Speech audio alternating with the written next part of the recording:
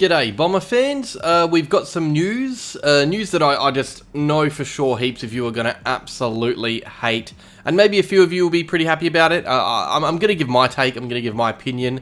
It's a much more boring one, there's no rant today. But yeah, if you aren't aware already, last night Tom Morris broke the news that Essendon were looking to extend the contract of senior coach Brad Scott. Details haven't really emerged yet of what that extension could look like, but Scott is set to be kept at the club for longer than what his current contract is. He is due to run out at the end of 2026, but rather controversially, the club is looking at making that a tiny bit longer, even though there hasn't been any success under Scott so far. Now, I do think there are reasons for this, and I'll explain them. I'm going to talk about that quite a lot. I'm going to talk about what Matthew Lloyd said last night as well, about us turning into North Melbourne 2.0. But yeah, there's a bit to get through today, so let's crack right into it. Alright, so obviously last night, Tom Morris broke news that we're wanting to extend Scott's contract, but what does that even mean? I feel like when you hear about contracts being extended in the AFL, it's usually 8 to 9 year monster deals and whatnot, players locked away for life. But here, all we really know is that the club is intending to lock Brad Scott away past 2026, which is where his current contract ends. It would mean that at least his deal will run out in 2027, and honestly, it might be as long as that. For all we know, his contract might be extended from 2026 to 2027, which might sound very silly. On face value, it is silly, but there is a method to this. I'm not necessarily saying I agree with it. I'm very much on the Kane Corns bandwagon with the hating of long contracts and whatnot. But I think the theory here is we're going to give Brad Scott a proper go at building this team into a good one. For the first time in a long time, we have complete unity at the club. The president, the CEO, the coach, the list manager who's just joined just last year, and the players, they're all on the same page. So we're going to attempt to get the best out of this group, and not just playing group, but across the club as a whole. And 2027 looms as a pretty important year in this direction. It's of course when Tasmania enter. They're going to be on the search for new coaches by then. They will be hitting the draft. So one reason for this contract extension is to completely kill any likelihood of Tasmania poaching Scott. There is also Dave Barham, our club president, and his reign, which is set to end at 2027, which is a year after Scott's initial contract. If we were to have Scott leave at 2026 and Barham a year later, there would be this odd handover where the new coach has an old president, and then the year after, the coach 1 year in has a new president when Barham leaves. I think it would honestly make complete sense to give Scott one more year on his contract, but if he was to extend beyond 2027, that all-important 2027 season, then I'm going to have some questions. I think 1 extra year is fine by me, just because I don't think we're not going to be results-based this year. It'll be on to the next few years for us to be building a proper team that can push, and it makes sense to trust in one system to allow that to happen. That way, Barham, Scott, Rosa, these guys, they're all connected. One can't be safe with their job while the other is, if you get me. The way it is now, in 2027, we'll probably have a look at every higher up and assess whether or not things are working. I think that I can deal with that. When I first heard the news, I was a bit iffy, as everyone was. But when you consider everything changing with the AFL landscape and even our club lately, I think it makes sense to continue this wave of stability. If worse comes to worse and we don't go where we want to go, it's a risk taken that doesn't work. But I actually like the club taking the risk and going eggs in with what we currently have building, rather than giving Scott one last chance every year and then replacing him with another coach who's going to change things up. I don't know if Scott is necessarily the right man for the job, but at least he has the backing for us to actually give this a go. I feel like having a coach for 2 years, getting rid of them when results don't go right, that's just a recipe for disaster. So many clubs have entered that cycle, including Essendon.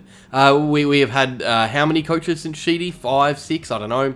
I personally like the idea of giving one guy a proper crack at it. That is just my personal take. Now, something Matt Lloyd talked about on one of those panel shows last night, I don't remember which one it was, I'm sorry, and this has become a big talking point over the years, really, but is Brad Scott building a North Melbourne 2.0 at the club?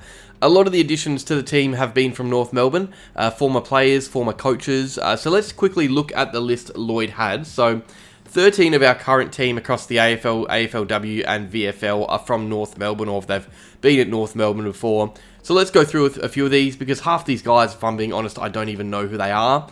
The ones that get talked about are Dan McPherson, David Rath, Cam Joyce is a recent one, Mackay and Goldstein as players, Ben Jacobs is another. So the question is, are these additions to the team the right ones, or is it Scott picking up his mates from his former club And this is very hard to answer if we're at the club.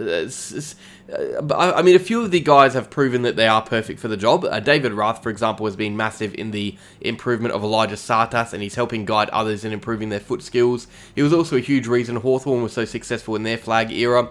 I wouldn't even say he's North Melbourne man, I'd say he's Hawthorn, based on his history.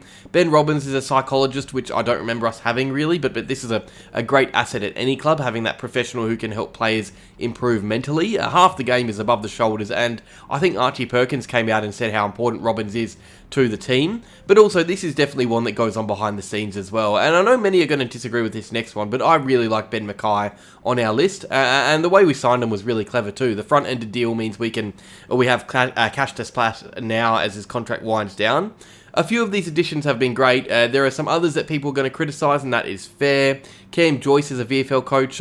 We didn't have many options after the unfortunate passing of Tapping, but he hasn't exactly excelled elsewhere. Ben Brown being added to our AFLW development team, I mean, it was just strange more than anything. There are definitely a few which raise eyebrows, but also there is a proper merry-go-round with coaches and just staff. I'm sure we could find another club that we're linked to a bunch of coaches and staff with as well, especially when you go across 3 different teams. This isn't the AFL on this list in front of you, it's the AFL, VFL and AFLW, 3 completely different teams. So it's an interesting point by Lordo. I'm not 100% backing it, but I do think there are some additions to our setup that could possibly be improved. I think back to 2011 when we had that ultra coaching team under Hurd. We had Bomber Thompson, Simon Goodwin, some others too. That felt really significant.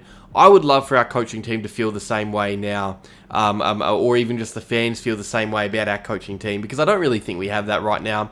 I'm sure things will change with time, but yeah, I'm not 100% sold on this North Melbourne 2.0 yet, but I can definitely see why others criticise it. But yeah, down below, let me know what you think. It's a very interesting conversation, or set of conversations, I guess. Does Scott deserve the extra year on his contract, or is it pointless? I personally am not outraged if it just brings him to 2027. I think that is planning for Tasmania, building a stable team until then, unity, stability, because it's so hard to build a team on the run when a new team enters the comp. If it was to go till 2028 or 2029, the contract, I would have more than a few questions. That is where I'd start to say, hang on, are we doing the right thing as a club?